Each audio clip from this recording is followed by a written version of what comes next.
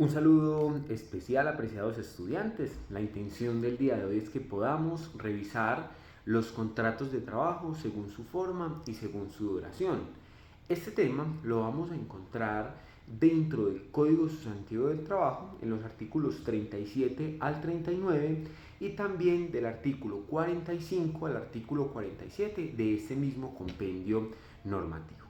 Los contratos de trabajo según su forma pueden ser contratos verbales o contratos escritos. Para predicar la validez de los contratos de trabajo no se requiere una forma especial, a excepción del contrato a término fijo, que siempre deberá estar comprendido por escrito. Es de común entendimiento de los trabajadores en las empresas mencionar que el contrato de trabajo siempre debe estar por escrito, y esto no es cierto. Otro elemento que es común escuchar dentro de las empresas, dentro de las organizaciones, es que los trabajadores mencionan no tener contrato por indicar que su contrato aún no se ha perfeccionado por escrito, lo cual tampoco es veraz bajo el entendido que el contrato de trabajo podrá ser o verbal o podrá ser un contrato escrito.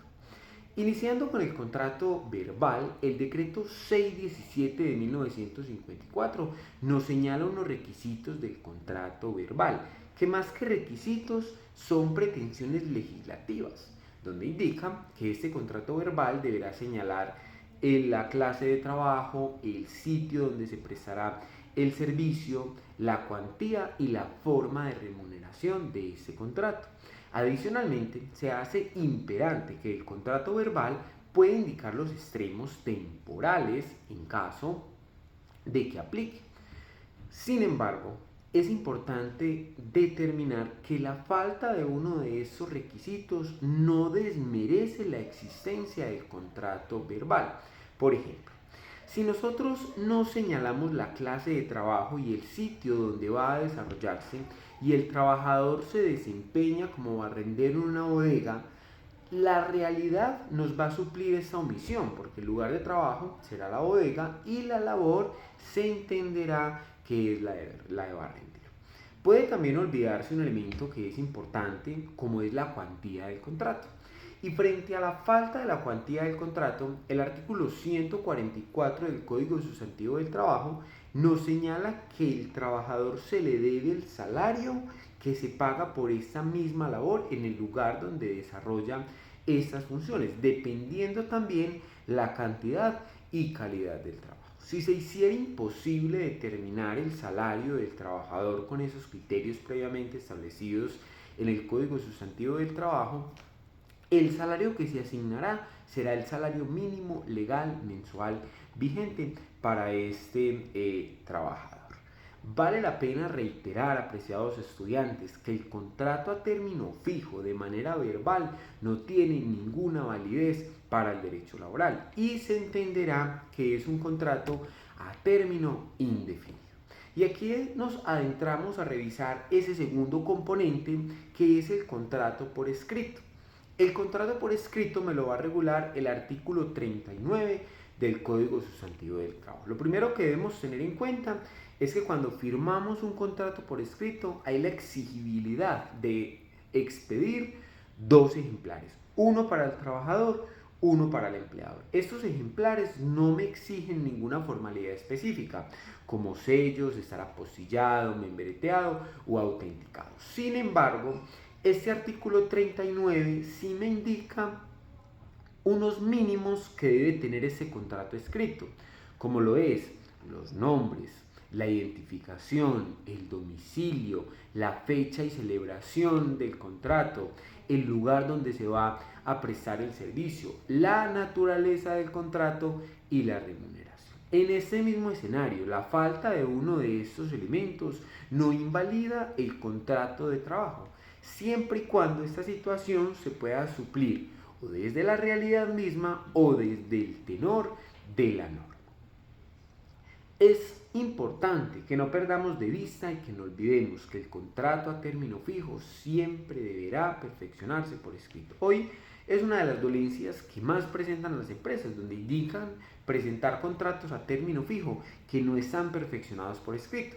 y al no estar perfeccionados por escrito no van a tener la validez, se van a entender que son contratos a término indefinido. Eso es importante contemplarlo por elementos de estabilidades, de indemnizaciones y de finalizaciones de contrato cuando la modalidad no es la modalidad que se tiene estipulada. Adicional a los contratos según su forma, la clasificación que ya veíamos entre verbales y escritos, también tenemos una clasificación adicional que es según la duración del contrato. Y en la legislación laboral colombiana, según la duración del contrato, tenemos 4 contratos. El primero es el contrato accidental o por tiempo transitorio, entonces accidental, ocasional o transitorio. El segundo es a término fijo o por duración determinada, el contrato por hora labor y por último revisaremos el contrato a término indefinido. Iniciemos revisando el contrato de trabajo accidental, ocasional o transitorio. Este contrato está establecido en el artículo 6 del Código Sustantivo del Trabajo y lo define como un contrato de duración corta, no mayor de un mes, y que sea para desarrollar labores distintas a las normales o habituales del empleado. Vemos entonces que este contrato, desde la definición misma, me trae 2 elementos que debemos considerar. Primero, la duración no puede ser superior a un mes y segundo, la actividad debe ser distinta a la habitual del empleador. Y para esto vamos a traer un ejemplo para mayor entendimiento. Un almacén de variedades requiere un trabajador para pintar la fachada. Esta actividad se va a llevar en 15 o 20 días aproximadamente. En ese caso concreto nos aplica el contrato ocasional o transitorio. La respuesta es sí, y nos aplica por 2 elementos. Primero, porque es un contrato que no me va a superar el mes. Y lo segundo es que es una labor distinta a la labor habitual que desarrolla el empleador. Diferente contexto es si esa empresa o si ese establecimiento de comercio quiere contratar un trabajador para atender las ventas adicionales que se están presentando durante el mes de diciembre. En este escenario tendríamos que extrapolar otro tipo contractual, porque nos encontramos en un contrato que es para las funciones habituales del empleado. Estos trabajadores accidentales, ocasionales y transitorios les aplican los mismos derechos y obligaciones laborales. Es por esto que el empleador deberá generar el pago de las prestaciones sociales entendidas como vacaciones, cesantías, prima e intereses a las cesantías. Las vacaciones no son una prestación social y esa prestación social que estaría contemplada solo por estos 3 elementos aplica dentro de este contrato. Las vacaciones también se deben pagar dentro del contrato ocasional o transitorio. Este pago se hace de manera proporcional. Sabemos, y lo vamos a revisar en videos posteriores, que como trabajadores de una empresa o trabajadores de una persona natural, tenemos derecho al pago de unas cesantías anuales que se deberán consignar a más tardar el 14 de febrero de la futura anualidad, que corresponden a un mes de salario. Si laboro los 360 días. En este caso, como son contratos que no me superan el mes, el pago de estas prestaciones sociales será proporcional. También es importante establecer que la seguridad social de estos contratos aplica de manera directa, es decir, debemos sufragar el pago de seguridad social, Sistema General de Seguridad Social, en salud, pensión, ARL, caja de compensación, y adicional como empleadores tenemos la obligación de hacer la cotización a parafiscales, es decir, que esos contratos no distan en nada de los contratos laborales a término fijo, a término indefinido y por obra o labor. Este contrato no me exige ninguna formalidad en cuanto a un contrato verbal o en cuanto a un contrato escrito. Y importante también establecer una diferencia importante en cuanto al contrato ocasional y transitorio y el contrato fijo. Recordemos que el contrato ocasional o transitorio solo podrá ser inferior a un mes y para labores o actividades diferentes a las del giro ordinario del empleador. El contrato a término fijo puede desarrollarse para cualquier tipo de actividad. Adentrémonos también en la revisión del contrato a término, bueno, vamos a revisar el contrato por duración de obra o labor y dejemos ya para la finalización el contrato a término fijo o indefinido que pueden tener unas mayores características. El contrato por duración de obra determinada, su duración estará señalada por el tiempo en el que se desarrolle la labor encomendada o la actividad.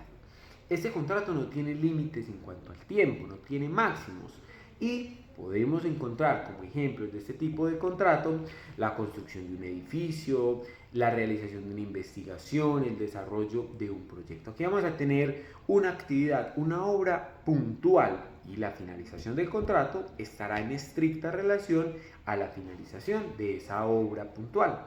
Este contrato tampoco tiene que desarrollarse por escrito. Sin embargo, mi recomendación, apreciados estudiantes, es que los contratos de trabajo los desarrollemos por escrito, bajo el entendido que es recomendable que trabajador y empleador tengan muy claras las condiciones laborales, los elementos esenciales y accidentales del contrato para evitar futuros litigios y blindar mucho más a la empresa. Entonces, por eso, la recomendación es que siempre sea por escrito.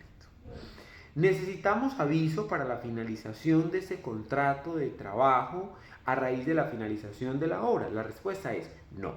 No requerimos aviso de la finalización, porque la finalización ya se entiende que está circunscrita al fenecimiento de la obra o labor contratada, diferente a lo que ocurre con el contrato a término fijo, que sí requiere un aviso con 30 días de antelación al vencimiento, donde indico la no renovación o la no prórroga de este contrato.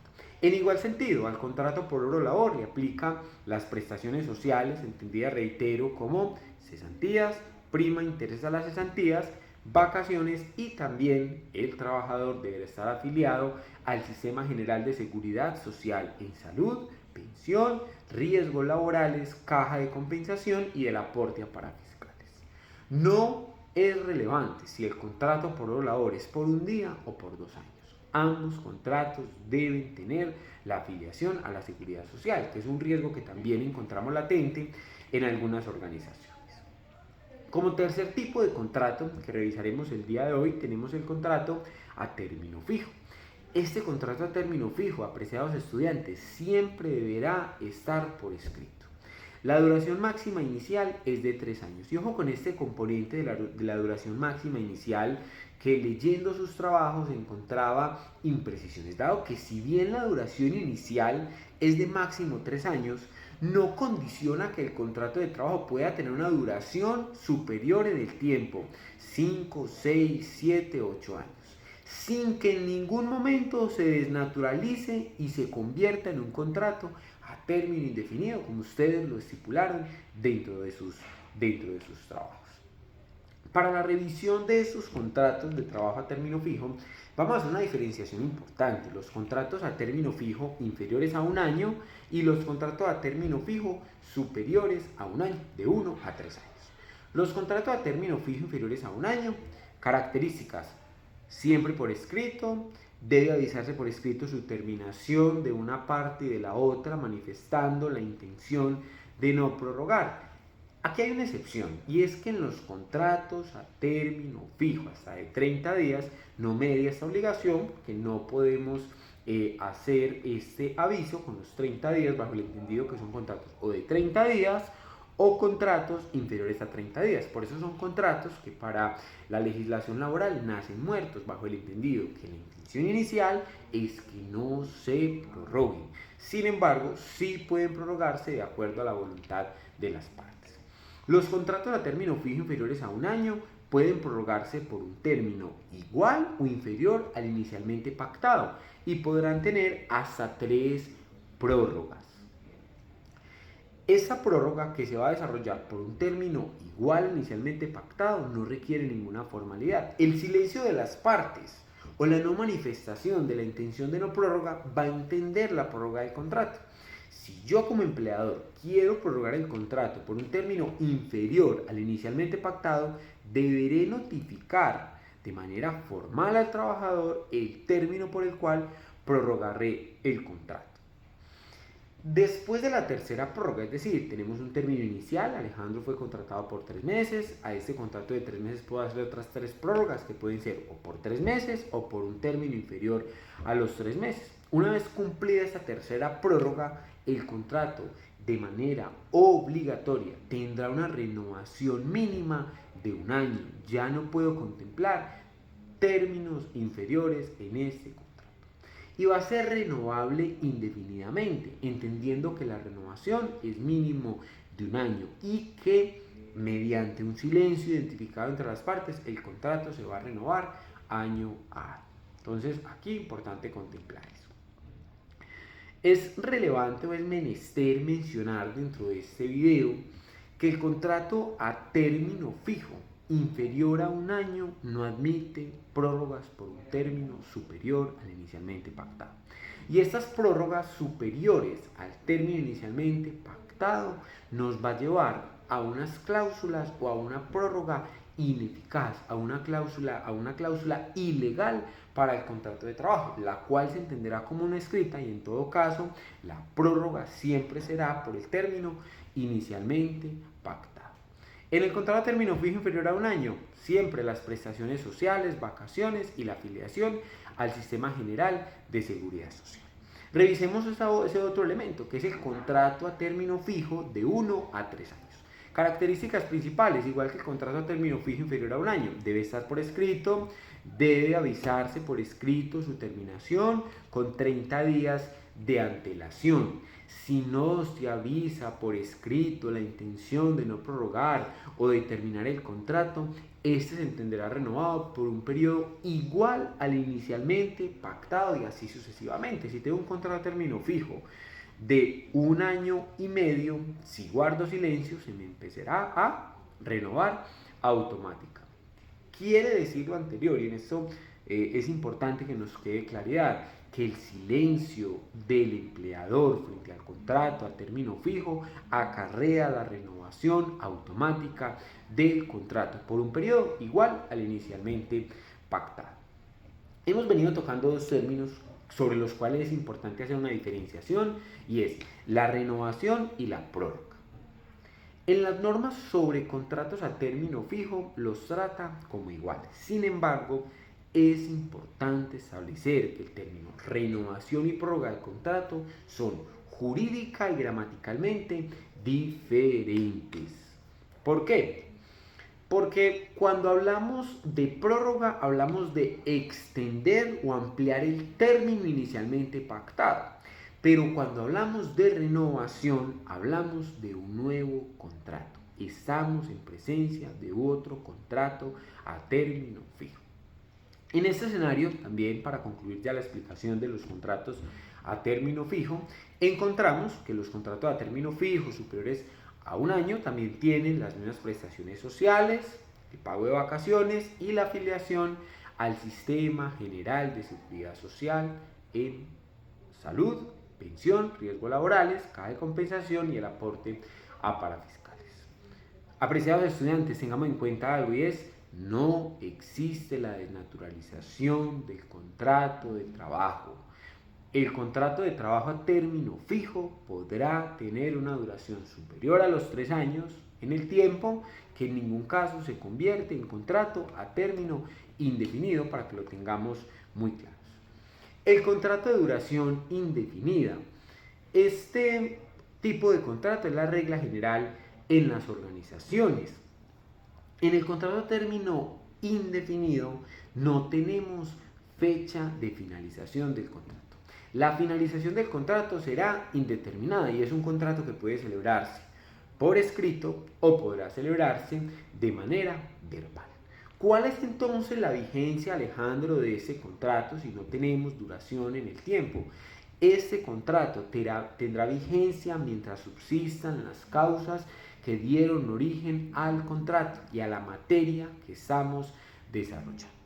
Si el trabajador lo termina con justa causa, tenemos unas justas causas estipuladas en la normatividad laboral, como lo es las sanciones, el producto de sanciones disciplinarias, como lo es la finalización de acuerdo a las causales taxativas como justa causa establecida dentro del artículo 65 del Código Sustantivo del Trabajo. Sin embargo, si el empleador finaliza este contrato sin justa causa, deberá indemnizar al respecto. Deberá dar una indemnización equivalente en la actualidad a 30 días de salario por el primer año y por los años subsiguientes o proporcionales 20 días de salario. Entonces es importante establecer allí esta obligatoriedad que tienen los empleadores. Por eso muchos empleadores prefieren no fomentar el uso de contratos a término indefinido para no causar indemnizaciones,